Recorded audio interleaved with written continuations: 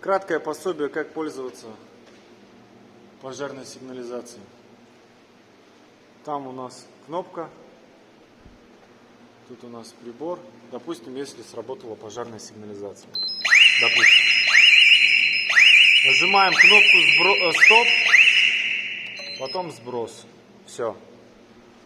Если, допустим, произошло возгорание и нажали кнопку, соответственно, потом этим ключиком нужно отжать кнопку, подойти к прибору и тоже нажать кнопку стоп, кнопку сброс, тогда пожарная сигнализация отключится. Пятый шлейф у нас резервный, на него можно еще дополнительно вешать 15-20 датчиков.